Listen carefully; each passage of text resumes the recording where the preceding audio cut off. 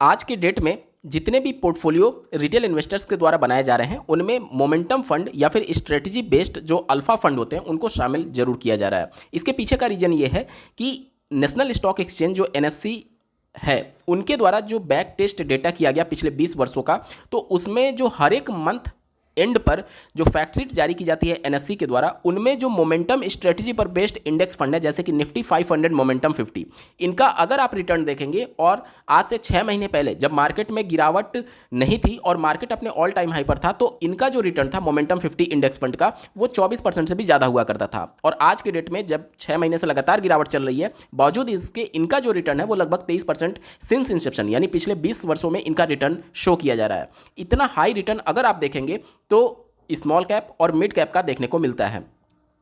तो small cap और mid cap की जब बात करते हैं तो वहां पर एक्टिव फंड जब आप सेलेक्ट करते हैं तो आपसे चार्जेस भी ज़्यादा लिए जाते हैं एक्सपेंस रेशो के तौर पर। और चूंकि ये एक इंडेक्स फंड है और रिटर्न भी लगभग स्मॉल कैप और मिड कैप के बराबर बना करके दे रहा है, इन सब की वजह से जो रिटेल इन्वेस्टर हैं अब धीरे धीरे करके मोमेंटम स्ट्रेटजी पर बेस्ड जो इंडेक्स फंड हैं जो कि अलग अलग एएमसी के द्वारा लॉन्च किए जा रहे हैं उनकी तरफ आकर्षित होने लगे हैं। और इनकी पॉपुलैरिटी की वजह से ही एसेट मैनेजमेंट कंपनी यानी कि जो एएमसी जो होती हैं वो अब एक्टिव मोमेंटम फंड भी लॉन्च करने लगी हैं।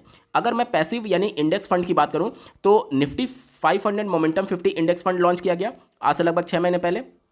इसके बाद से अगर मैं बात करूं तो मोतीलाल ओसवाल ने भी लॉन्च किया है, एक्सिस ने भी लॉन्च किया है और एक और एएमसी के द्वारा इसको लॉन्च किया जा चुका है।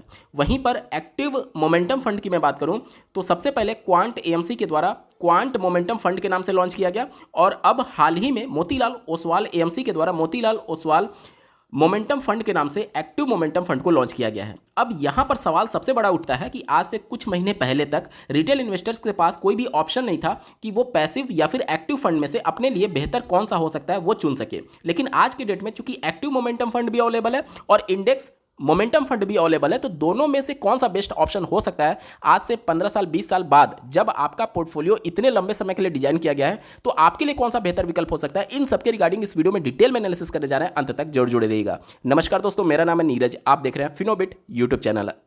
अगर आप इस चैनल पर पहली बार विजिट कर रहे हैं तो इसको सब्सक्राइब करते हुए बेल आइकन को प्रेस करना ना भूलें। अब ये जो मोमेंटम बेस्ड फंड होंगे उसमें एक्टिव फंड की जब आप बात करेंगे और जब आप इंडेक्स की बात करेंगे तो दोनों में जमीन आसमान का अंतर होगा।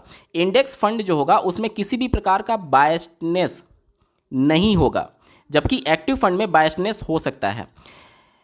इसका पॉजिटिव इंपैक्ट भी होगा और नेगेटिव इंपैक्ट भी होगा। जैसे कि अभी अगर आप देखें तो मार्केट में करेक्शन फेज चल रहा है और एक्टिव म्यूचुअल फंड जो मोमेंटम स्ट्रेटजी पर होंगे चूंकि वो बायस्ड हो सकते हैं, यानी कि वहाँ पर fund manager down side protection ज़्यादा देने के लिए भले ही वो स्टॉक्स मोमेंटम में हो या ना हो उसको आपके पोर्टफोलियो में शामिल कर सकता है आपको डाउन साइड प्रोटेक्शन देने के लिए। यानी कि मार्केट में जब गिरावट हो रही है तब तक वो आपको मोमेंटम वाले कम स्टॉक्स को पिक करेगा, बल्कि ऐसे स्टॉक्स को पिक करेगा जो कि थोड़ा सा डाउन साइड प्रोटेक्शन आपको ज़्यादा दे। वहीं पर जब आप इंडेक्स की बात करते हैं तो ये चूंकि बायस्डनेस से पूरी तरीके से फ्री है, यानी कि भले मार्केट ऊपर जाए या फिर नीचे जाए ये केवल और केवल उन्हीं स्टॉक्स को पिक करेगा जो कि मोमेंटम में होगा। उम्मीद करता हूं आप चीज़ों को समझ पा रहे होंगे। अभी मैं पूरे प्रैक्टिकल तौर पर आपको दिखाऊंगा प्रूफ के तौर पर, तब चीज़ों को और ज़्यादा अच्छे तरीके से आप समझ पाएंगे। ठीक है, यहाँ पर मोटा मोटी क्या चीज़ें होती हैं वो मैं आपको समझाने की कोशिश कर रहा हूँ। इसके साथ ही साथ अगर आप देखें तो यहाँ पर जो स्टॉक्स है वो फिक्स है कि 50 स्टॉक्स ही हो सकता है। निफ्टी 500 मोमेंटम 50 इंडेक्स की मैं बात कर रहा हूँ, लेकिन यहाँ पर जो स्टॉक्स है वो पूरी तरीके से फिक्स नहीं है, बल्कि ये कितना भी हो सकता है। ये टोटली डिपेंड करेगा उस एएमसी के फंड मैनेजर के ऊपर कि वो कितना स्टॉक्स रखते हैं। अब मान लेते हैं कि 50 स्टॉक से कम रख दिया गया, मान लेते हैं कि 23 स्टॉक रख दिया गया और ये 23 के 23 स्टॉक्स जो हैं वो अच्छे खासे रैली में है, तो आपका रिटर्न क्या होगा, ऑटोमेटिक बढ़ जाएगा। क्योंकि यहाँ पर जब आपके पास ज़्यादा स्टॉक्स होते हैं तो आपका रिटर्न भी इन 50 स्टॉक्स के एवरेज के बराबर निकलेगा। लेकिन जब आपके पास स्टॉक्स कम होते हैं तो आपका रिटर्न हाई देखने को मिलता है। जैसे मोतीलाल ओसवाल मिड कैप का अगर आप टोटल स्टॉक्स देखेंगे, नंबर ऑफ स्टॉक्स होल्डिंग में, तो वहां पर 20 से 30 के बीच में ही वो अपनी टोटल होल्डिंग रखते हैं और उनका रिटर्न देख लीजिए। तो यहां पर दो धारी तलवार की तरह ये काम करता है। अगर आपका ये बेट चला कि कम स्टॉक्स के साथ ही अगर आपने अच्छा रिटर्न बनाया तो आपको निगेटिव पॉइंट के लिए भी तैयार रहना होगा कि जब मार्केट करेक्ट करेगी तो आपका गिरने की भी संभावना ज़्यादा बनी रहेगी। वहीं पर जब आपके पास 50 स्टॉक्स होते हैं तो वहां पर एक तरीके से एवरेज निकल जाता है और वो थोड़ा सा आपको कम गिरता हुआ दिखेगा, लेकिन वो अलग अलग सिचुएशन में अलग अलग चीज़ें हो सकती हैं, क्योंकि चूंकि ये केवल मोमेंटम स्ट्रेटजी पर बेस्ड 50 स्टॉक को चुनेगा और यहाँ पर किसी भी प्रकार का इंडेक्स फंड में क्वालिटी नहीं चेक की जाएगी कि किस स्टॉक्स में क्वालिटी है। क्वालिटी अगर आप देखेंगे तो निफ्टी 500 मोमेंटम क्वालिटी 50 के नाम से अलग इंडेक्स है, जिसमें मोमेंटम के साथ साथ क्वालिटी भी चेक की जाती है। लेकिन जब आप एक्टिव फंड की बात करेंगे तो वहां पर मोमेंटम के साथ साथ क्वालिटी भी चेक की जाती है। इस वजह से वहां पर डाउन साइड प्रोटेक्शन आपको एक्टिव फंड में थोड़ा ज़्यादा देखने को मिल सकता है इंडेक्स फंड की तुलना में। तो ओवरऑल अगर हम लोग बोलें तो इंडेक्स फंड में किसी भी प्रकार का बायसनेस नहीं होगा। फंड मैनेजर केवल और केवल रिप्लिकेट करता है इंडेक्स में जो भी स्टॉक शामिल है और जिस प्रपोर्शन में शामिल है उसके हिसाब से। और यहाँ पर फिक्स है कि आपका 50 स्टॉक ही होगा। यहाँ पर स्टॉक की संख्या घट या फिर बढ़ सकती है, ये बायस्ड हो सकता है मोमेंटम स्ट्रेटजी पर बेस्ड होने के बावजूद भी। इसके अलावा डाउन साइड प्रोटेक्शन देने के लिए यहाँ पर क्या किया जा सकता है कि आपका ऐसे स्टॉक्स जो मोमेंटम में भले ही ना हो वो भी आपको शामिल किया जा सकता है। अब चलिए प्रूफ के तौर पर मैं सारी चीज़ों को आपको स्क्रीन पर दिखाता हूँ। सबसे पहले बात करेंगे एक्टिव मोमेंटम फंड में क्वांट एएमसी के द्वारा लॉन्च किया गया क्वांट मोमेंटम फंड। अगर मैं आपको इनका लॉन्च डेट दिखाऊं तो 2023 में नवंबर दिसंबर के आसपास इस फंड को लॉन्च किया गया था। आज हम लोग फरवरी 2025 में हैं, यानी कि नवंबर दिसंबर 2024 में इसको 1 साल समय हुआ और अभी तक मिला दें तो लगभग इनका 1.25 साल का समय हो चुका है। 1.25 साल पुराना ये फंड है, एक्टिव फंड, ठीक है। अब अगर इनका मैं थोड़ा सा आपको स्टॉक्स जो होल्डिंग है वो दिखाने की कोशिश करूं तो देखिए टोटल इनकी जो होल्डिंग है वो 23 स्टॉक्स में है। मैंने आपको क्या बताया था कि जो एक्टिव मोमेंटम फंड होगा वो उसमें स्टॉक की संख्या फिक्स नहीं है, बल्कि वो घट या फिर बढ़ सकता है। और भले ये मोमेंटम स्ट्रेटजी पर बेस्ड है, यानी कि मोमेंटम वाले स्टॉक्स को ही केवल शामिल किया जाएगा, लेकिन फिर भी ये बायस्ड हो सकता है, क्योंकि ये फंड मैनेजर के ऊपर डिपेंड करेगा कि किस स्टॉक का सिलेक्शन करना है और कितना यहाँ पर रखना है। इसके अलावा जब आप एक्टिव मोमेंटम फंड की बात करते हैं तो वहां पर डेट का भी एक्सपोजर आपको देखने को मिल सकता है। लेकिन जब आप इंडेक्स मोमेंटम फंड की बात करेंगे जैसे निफ्टी 500 मोमेंटम 50, तो वहां पर आपको डेट नहीं देखने को मिलेगा। वहां पर 100% जो एक्सपोजर होगा वो केवल और केवल इक्विटी का होगा इंडेक्स फंड में, ठीक है। लेकिन जब आप एक्टिव फंड की बात करते हैं तो वहां पर डेट का भी एक्सपोजर हो सकता है। यहां तक क्लियर हो गया। क्वांट मोमेंटम फंड के अगर फंड डिस्ट्रीब्यूशन की हम लोग बात करें, आंकड़े आपके स्क्रीन पर हैं, देखिए यहाँ पर जो इस समय इनका फंड डिस्ट्रीब्यूशन है मार्केट कैपिटलाइजेशन वाइज, वो ये कहता है कि स्मॉल कैप में इन्होंने 11.5% का एक्सपोजर ले रखा है। इसके अलावा 70% से ज़्यादा इन्होंने लार्ज कैप में एक्सपोजर रखा हुआ है, 70% से ज़्यादा।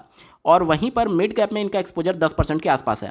तो मेजर जो इनका एक्सपोजर है वो किस में है, वो लार्ज कैप में है। अब जब मेजर एक्सपोजर लार्ज कैप में है तो ये किस तरीके से बिहेव करेगा, लार्ज कैप की तरह बिहेव करेगा। और इसी वजह से मैं आपको बोल रहा हूँ कि ये जो इनकी स्ट्रेटजी है एक्टिव मोमेंटम फंड में वो बायस्ड हो सकती है। भले ये मोमेंटम स्ट्रेटजी को फॉलो जरूर करेंगे, लेकिन जरूरी नहीं है कि मोमेंटम में रहने वाले स्टॉक्स को ही पिक करें, क्योंकि यहाँ पर कोई फार्मूला बेस्ड स्टॉक सिलेक्शन नहीं हो रहा है, बल्कि फंड मैनेजर एक्टिवली उन स्टॉक्स को पिक करेगा जो कि मोमेंटम में होगा। अब अगर वो आपको डाउन साइड प्रोटेक्शन देना चाहते हैं तो उनको लार्ज कैप की तरफ जाना ही पड़ेगा, क्योंकि इस समय सितंबर 2024 से लेकर के अब तक मार्केट में लगातार करेक्शन चल रहा है। इस वजह से ये फंड में डाउन साइड प्रोटेक्शन देने के लिए आपको लार्ज कैप का एक्सपोजर बढ़ा दिए हुए हैं। 70% से ज़्यादा लार्ज कैप का एक्सपोजर है। अब चलिए जो इंडेक्स है मोमेंटम स्ट्रेटजी का, उसमें क्या चीज़ें हैं उसको मैं आपको दिखाने की कोशिश करता हूँ। आंकड़े आपके स्क्रीन पर हैं। निफ्टी 500 मोमेंटम 50 की बात करेंगे तो यहाँ पर निफ्टी 500 टोटल जो टॉप की 500 कंपनीज है, जिसमें लार्ज कैप की 100 कंपनी, मिड कैप की 150 कंपनी और 250 स्मॉल कैप की कंपनी, तीनों को मिला करके टोटल जो 500 कंपनी है उनको टारगेट किया जाएगा। और मोमेंटम के बेस पर, मोमेंटम का मतलब पिछले 6 महीने और 12 महीने में जो प्राइस वाइज सबसे ज़्यादा रिटर्न बना करके दिए होंगे उनमें से 50 स्टॉक को चुना जाएगा और उनका जो वेटेज होगा वो फ्री फ्लोट मार्केट कैपिटलाइजेशन के हिसाब से तय किया जाएगा। यानी कि 500 के 500 स्टॉक्स को एक मोमेंटम स्कोर दे दिया जाएगा कि किसने 6 महीने और 12 महीने में सबसे ज़्यादा रिटर्न दिया हुआ है। उसके बाद से प्रत्येक स्टॉक्स का जो फ्री फ्लोट मार्केट कैपिटलाइजेशन होगा उससे मल्टीप्लाई करने के बाद से जिसका वेटेज जिसमें ज़्यादा आएगा उसमें पैसा इन्वेस्ट किया जाएगा। और ये कोई भी बायसनेस इसमें नहीं होगी या फिर किसी भी प्रकार का बिहेवियरल जो सिलेक्शन में बदलाव हो सकता है वो चीज़ों से ये बिल्कुल परे रहेगा। क्यों? क्योंकि ये फॉर्मूला बेस्ड इंडेक्स तैयार किया गया जिसमें एक्टिवली कोई भी स्टॉक का सिलेक्शन नहीं किया जाएगा, बल्कि जो स्टॉक्स मोमेंटम में होंगे वो ऑटोमेटिक सेलेक्ट होकर के आएंगे। आपके मन में सवाल आएगा कि मान लेते हैं कि आज कोई स्टॉक्स मोमेंटम में है, कल को उसका मोमेंटम ना रहा तो इसीलिए यहां पर रीबैलेंसिंग किया जाता है। ये जो इंडेक्स है हर 6 महीने में रीबैलेंस किया जाता है। हर 6 महीने में रीबैलेंस करने का मतलब कि पहला जो रीबैलेंस होगा वो साल में जून में किया जाएगा और दूसरा जो रीबैलेंस होगा वो दिसंबर में किया जाएगा। यानी दिसंबर 2024 में हाल ही में इसमें रीबैलेंसिंग किया गया है। और रीबैलेंसिंग से पहले अगर आपने इसमें फंड डिस्ट्रीब्यूशन को देखा होगा तो उसमें लार्ज कैप का एक्सपोजर जो था वो सबसे ज़्यादा था। लेकिन आज के डेट में चूंकि ये मोमेंटम फॉर्मूले पर बेस्ट स्टॉक को सेलेक्ट करता है तो आज के डेट में इसमें जो है मिड कैप में एक्सपोजर ज़्यादा है लार्ज कैप की तुलना में। चलिए मैं आपको प्रूफ के तौर पर दिखाता हूँ। आंकड़े आपके स्क्रीन पर हैं। Nippon India Nifty 500 momentum 50 index की बात करते हैं और इसमें फंड डिस्ट्रीब्यूशन की अगर हम लोग बात करें, देखिए इस समय जो दिसंबर 2024 में हाल ही में रीबैलेंसिंग किया गया तो यहाँ पर आप देख सकते हैं स्मॉल कैप में एक्सपोजर 16% के आसपास, इसके बाद से लार्ज कैप में एक्सपोजर 35% के आसपास और मिड कैप में एक्सपोजर 48% के आसपास का है। यानी कि यहाँ पर ज़्यादा एक्सपोजर किसका है? मिड कैप का। और एक्टिव मोमेंटम फंड जो क्वांट एएमसी का था उसमें ज़्यादा एक्सपोजर किसका था? लार्ज कैप का था।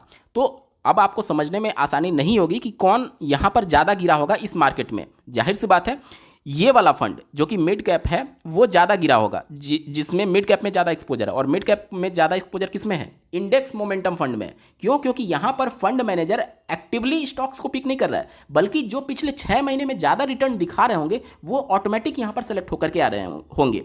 और पिछले 6 महीने में जो सबसे ज़्यादा रिटर्न जिन्होंने बनाया होगा वो मिड कैप कैटेगरी के फंड होंगे और इसी वजह से मिड कैप का एक्सपोजर यहाँ पर ज़्यादा है। यहाँ पर कोई भी बायसनेस नहीं है, बल्कि मशीन लर्निंग के माध्यम से जो भी फॉर्मूला तैयार किया गया वहां से ऑटोमेटिक स्टॉक्स सेलेक्ट होकर के आते हैं। तो यहां पर किसका एक्सपोजर ज़्यादा है? मिड कैप का। अब चलिए देखते हैं कि पिछले 6 महीने में, मतलब कि सितंबर, अक्टूबर, नवंबर, दिसंबर, जनवरी, फरवरी, 6 महीने में जब से मार्केट लगातार गिर रही है तो इन दोनों फंड में से ज़्यादा कौन गिरा है ये देख लेते हैं।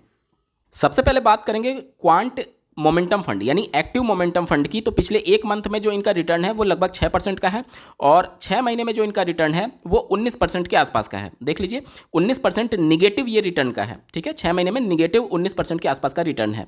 अब चूंकि यहाँ पर लार्ज कैप का एक्सपोजर आपका ज़्यादा था, लार्ज कैप जो था वो 70.71% है इस क्वांट मोमेंटम फंड में, एक्टिव मोमेंटम फंड जो है। तो जाहिर सी बात है ये आपको डाउन साइड प्रोटेक्शन ज़्यादा देगा। और इसकी तुलना में जो इंडेक्स मोमेंटम फंड है उसमें मिड कैप में एक्सपोजर 48 समथिंग था जो कि हाईएस्ट था।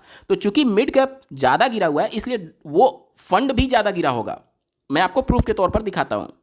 आंकड़े आपके स्क्रीन पर है। निपॉन इंडिया निफ्टी 500 मोमेंटम 50 की अगर मैं बात करूँ तो पिछले 1 मंथ का जो इनका रिटर्न है वो निगेटिव में 0.8% के आसपास है और वो एक्टिव फंड जो था वो लगभग 5.5% निगेटिव में था। और 6 मंथ की मैं बात करूं, चूंकि ये फंड जब लॉन्च हुआ था सितंबर 2024 में और उससे लेकर के अब तक इस फंड को लगभग 6 महीने का समय हो चुका है और इन 6 महीनों में इस फंड ने जो निगेटिव रिटर्न दिया है वो लगभग निगेटिव 26% का रिटर्न दिया हुआ है। और एक्टिव मोमेंटम जो फंड था वो लगभग 20% निगेटिव था। तो यहाँ से आप समझ पाएंगे कि जो इंडेक्स फंड है वो ज़्यादा गिरा हुआ है। क्यों ज़्यादा गिरा हुआ है? रीजन मैंने आपको बता दिया कि यहाँ पर मिड कैप का एक्सपोजर ज़्यादा है और एक्टिव मोमेंटम फंड में लार्ज कैप का एक्सपोजर ज़्यादा था। तो यही चीज़ मैं आपको समझाने की कोशिश कर रहा हूँ कि चूंकि यहाँ पर कोई भी बायसनेस नहीं है इस इंडेक्स फंड में, जो मोमेंटम में होगा पिछले 6 महीने और 12 महीने में वो ऑटोमेटिक सेलेक्ट होकर के आएगा। और चूंकि ऑटोमेटिक सेलेक्ट होकर के आ रहा है इस वजह से यहाँ पर कोई भी डाउन साइड प्रोटेक्शन जैसी चीज नहीं होगी। मार्केट जब गिरेगा तो ये तेजी से नीचे गिरेगा, लेकिन वहीं पर जब एक्टिव मोमेंटम फंड है तो चूंकि फंड मैनेजर बाउंड नहीं है कि कौन सा मोमेंटम है या फिर किसको रखना है, वो चाहे तो लार्ज कैप का एक्सपोजर बढ़ा सकता है आपको डाउन साइड प्रोटेक्शन देने के लिए। इसी वजह से एक्टिव मोमेंटम फंड जो है वो इस गिरावट में कम गिरा और ये जो इंडेक्स मोमेंटम फंड है वो गिरावट में ज्यादा गिरा हुआ है। ये तो गिरावट की बात हो गई और इससे हमें ये क्लियर आइडिया मिल गया कि अगर एक्टिव मोमेंटम फंड है तो फंड मैनेजर अगर चाहे तो आपको डाउन साइड प्रोटेक्शन दे सकता है मार्केट गिरावट में। लेकिन जब मार्केट रैली में हो तब क्या सिचुएशन बनेगी इसके बारे में एक बार बात कर लेते हैं। तो देखिए जो इंडेक्स फंड है वो ऑटोमेटिक उन स्टॉक को सेलेक्ट कर रहा है 50 स्टॉक को जो कि मोमेंटम में होंगे, ठीक है। तो वो ऑटोमेटिक केवल उसी पर टारगेट करेगा जो कि मोमेंटम में है। अब जब एक्टिव मोमेंटम फंड की बात करेंगे तो चूंकि ये 50 स्टॉक जो ऑलरेडी मोमेंटम में थे और निफ्टी 500 को ही टारगेट करना है, चाहे आप एक्टिव फंड की बात करें या फिर इंडेक्स फंड की बात करें, तो यहाँ पर जो लार्ज कैप का स्टॉक निकल करके आएगा इस 50 में से, अगर एक्टिव फंड मैनेजर चाहें तो इस लार्ज कैप को स्किप कर देंगे और मिड और स्मॉल कैप में आपके पैसे को डाल देंगे, क्योंकि जब मार्केट रैली कर रही होगी उस समय मिड और स्मॉल कैप ज़्यादा तेजी से रिटर्न बना करके दे सकते हैं लार्ज कैप की तुलना में। तो ये एक्टिव फंड मैनेजर क्या करेंगे कि लार्ज कैप का एक्सपोजर कम कर देंगे और मिड और स्मॉल कैप के उन स्टॉक का सिलेक्शन जो कि इन 50 स्टॉक्स में होगा, चाहे अपने लर्निंग से करें या फिर जो इंडेक्स का लर्निंग है, दोनों के माध्यम से 50 स्टॉक जो आएंगे वो दोनों में, क्योंकि दोनों तो यही चीज चेक करें ना कि पिछले 6 महीने और 12 महीने में किसने ज़्यादा रिटर्न दिया है। तो चाहे एक्टिव फंड मैनेजर करे या फिर इंडेक्स में ऑटोमेटिक फॉर्मूला के बेस पर चेंज होकर के आए, 50 स्टॉक तो लगभग कॉमन ही होंगे, एक आध स्टॉक ऊपर नीचे हो सकता है। तो वहां पर जब मार्केट रैली कर रही होगी तो मिड और स्मॉल जो होगा वो ज़्यादा रिटर्न देगा आपका लार्ज कैप की तुलना में। तो जब मार्केट रैली में होगी तो हो सकता है active fund manager large cap का एक्सपोजर कम करके और उन स्टॉक्स में आपके पैसे को ज़्यादा डालें जो कि मिड और स्मॉल से एसोसिएटेड हों, यानी उससे जुड़े हुए हों। तो मार्केट रैली में देखिएगा कि जो एक्टिव फंड मैनेजर होते हैं मोमेंटम फंड के, वो मिड और स्मॉल कैप का एक्सपोजर बढ़ा देंगे और लार्ज कैप का एक्सपोजर कम कर देंगे। और जबकि अगर आप इस वाले स्टॉक मतलब कि इंडेक्स फंड को देखेंगे तो जब मार्केट रैली कर रही होगी तो उस दौरान आपका जो भी स्टॉक्स फॉर्मूले से चुन करके आएगा और जो भी फ्री फ्लोट मार्केट कैपिटलाइजेशन होगा उसके बेस पर ही आपका रिटर्न मतलब कि कितना एक्सपोजर किस में होगा वो चीज़ें तय हो रही होती है। तो यहाँ पर बायसनेस है इस एक्टिव फंड में, और बायसनेस की वजह से आपको मार्केट गिरावट में आपको डाउन साइड प्रोटेक्शन भी दिया जा रहा है, और जब मार्केट ऊपर जा रही है तो और तेजी से आपको रिटर्न बनाने के लिए भी मिड और स्मॉल कैप का एक्सपोजर बढ़ाया जा सकता है। अब आते हैं कि दोनों में से बेहतर कौन प्रदर्शन करेगा। तो देखिए ये चीज़ें प्रैक्टिकली कोई नहीं बता सकता, कोई भी नहीं बता सकता। यहाँ पर क्या इस बात की गारंटी है कि जो रिटर्न लगभग 23% अभी हमें दिख रहा है इंडेक्स फंड में, मोमेंटम 50 इंडेक्स फंड में, क्या गारंटी है कि ये फंड लॉन्ग टर्म में इतने का रिटर्न दे पाएगा? कोई भी गारंटी आपको नहीं दे सकता, क्योंकि अगर इतना रिटर्न देना होता तो आप प्योर स्मॉल कैप फंड की तरफ चले जाते या फिर प्योर मिड कैप फंड की तरफ चले जाते। आप इस मोमेंटम स्ट्रेटजी पर शायद उतना फोकस नहीं करते एक्टिव मोमेंटम फंड की, क्योंकि स्मॉल कैप में ही वो कैपेबिलिटी है कि 20% से ज़्यादा आपको रिटर्न बना करके दे। तो अगर आप एक्टिव मोमेंटम फंड, चूंकि इनका हिस्ट्री बहुत ज़्यादा अवेलेबल नहीं है हमारे पास, क्योंकि एक्टिव मोमेंटम फंड अभी जब इंडेक्स फंड जब ज़्यादा पॉपुलर होने लगे तभी एएमसी के द्वारा लॉन्च किया जा रहा है, और अभी क्वांट ने केवल लॉन्च किया और अभी हाल ही में मोतीलाल ओसवाल एएमसी ने लॉन्च किया। तो कम से कम 3-4 साल का वेट हमें करना चाहिए एक्टिव मोमेंटम फंड के रिटर्न को, और उनके किस तरीके से वो चीज़ों को मैनेज कर पाते हैं, क्या वो ज़्यादा रिटर्न दे पाते हैं इंडेक्स फंड से या नहीं। ये सारी चीज़ें अभी इतना जल्दी कंपेयर करके बता पाना बहुत ही मुश्किल है। लेकिन अगर आप बायसनेस से फ्री रहना चाहते हैं, अगर आप ज़्यादा रिस्क ले सकते हैं, तो आपके लिए जो इंडेक्स फंड है वो ज़्यादा बेहतर विकल्प हो सकता है। क्यों? क्योंकि वहाँ पर आपका एक्सपेंस रेशियो भी कम लगेगा, और साथ ही साथ मार्केट ऊपर जाए या फिर नीचे जाए कोई भी बायसनेस नहीं है, कोई भी बायसनेस नहीं है कि कौन सा स्टॉक पिक होगा। वो पूरी तरीके से डिपेंड कर रहा है उस फॉर्मूले से जो कि ऑलरेडी तय किया जा चुका है उस एक्सचेंज के द्वारा, एनएससी के द्वारा। ठीक है, तो वहाँ पर कोई भी बायसनेस नहीं है और आपका एक्सपेंस रेशियो भी कम लगेगा। तो उस हिसाब से वो जो इंडेक्स है मोमेंटम वाला, वो आपको ज़्यादा रिटर्न बना करके दे सकता है। उम्मीद करता हूँ चीज़ें आप समझ पा रहे होंगे। बावजूद इसके मैं यहाँ पर बिल्कुल क्लियर कर दूँ कि ये कोई भी रिकमेंडेशन या फिर सजेशन नहीं है, सिर्फ और सिर्फ एजुकेशन पर्पज़ के लिए वीडियो बनाई गई है। कोई भी अपना डिसीजन लेने से पहले एडवाइजर से सलाह जरूर ले लीजिएगा, अपने फंड मैनेजर से सलाह जरूर ले लीजिएगा। ठीक है, उम्मीद करता हूं आपके सभी डाउट्स क्लियर हो गए होंगे। बावजूद इसके अगर आपका कोई प्रश्न रह जाता है तो कमेंट के माध्यम से पूछ सकते हैं। आपको ये वीडियो कैसा लगा, मेरा एफर्ट कैसा लगा, कमेंट के माध्यम से जरूर बताइएगा, और ऐसे ही महत्वपूर्ण अपडेट के लिए इस चैनल को सब्सक्राइब करना ना भूलें। इस वीडियो को देखने के लिए आपका बहुत बहुत धन्यवाद। भगवान करे आपका दिन शुभ हो।